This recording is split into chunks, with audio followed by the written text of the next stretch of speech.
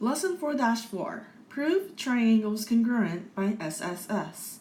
Postulate 19 states that 3 sides of one triangle are congruent to 3 sides of a second triangle, then the 2 triangles are congruent. So if side AB is congruent to side RS, okay, these vertices need to match too. And side BC is congruent to side ST, and side CA is congruent to side TR, then the triangle ABC is congruent to RST.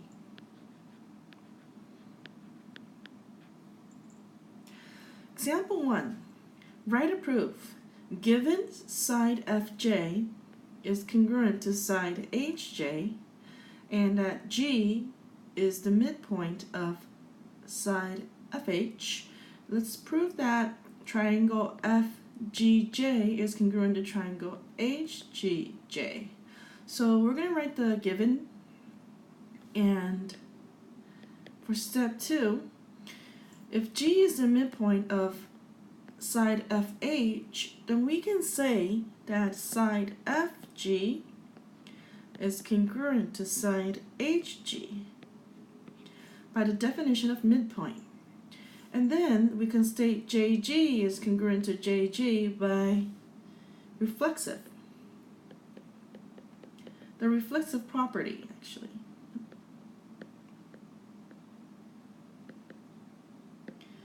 And then, since FJ is congruent to HJ, and we stated that FG is congruent to HG, and JG is congruent to JG, then since all 3 sides are congruent to each other, we can therefore state that the triangle FGJ is congruent to triangle HGJ by the postulate side, side, side. And you can go ahead and just abbreviate it.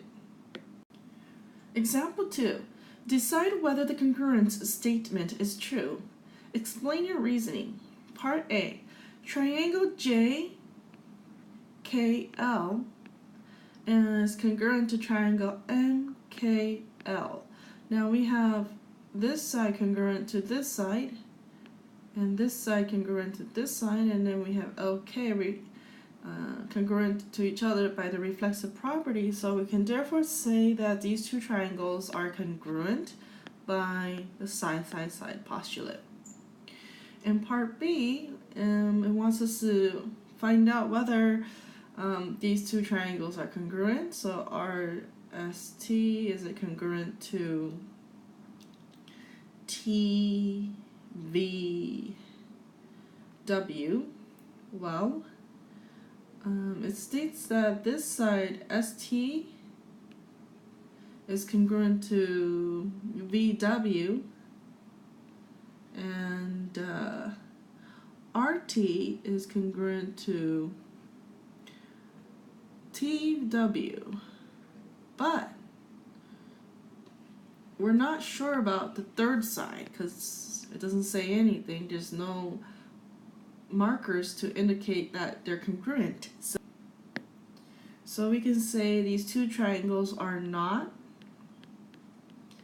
congruent, and the reason is because there's not enough info. Okay, example 3. Determine whether triangle PQR is congruent to the other triangles shown at the right. Now, we can look at RS. RS has a side length of 3 units. RT has a side length of 5 units. And ST, if we use the Pythagorean theorem,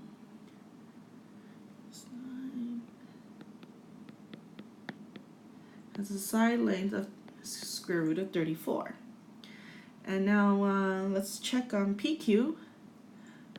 PQ has a side length of 3 QR. So QR has a side length of 5, and then we have PR. Again, we use the Pythagorean theorem since these are right triangles. Therefore, we can state that triangle PQR is congruent to triangle RST. So PQR corresponds with RST. Now, we need to check this triangle, and we cannot assume it's a right triangle because there are no indicators that it's a right triangle. And versus the other two, you can tell that this forms a right triangle here, even though there's no little boxes. But hey, if we take a look at this one, we could find the length of this and see if it's 3 units. So if this is 1 unit, this is 3 units, then by the Pythagorean theorem, this is square root of 10.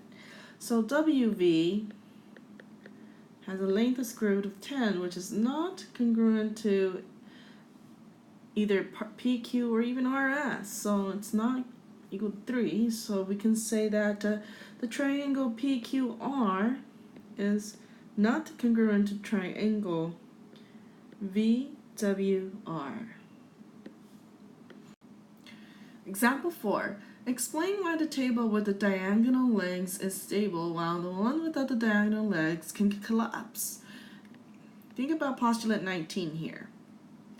First of all, the ones with the diagonal legs, it has fixed triangle side lengths.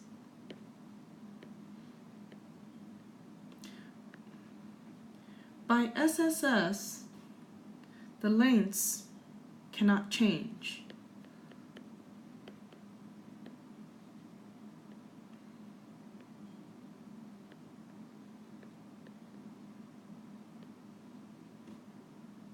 And will be more stable.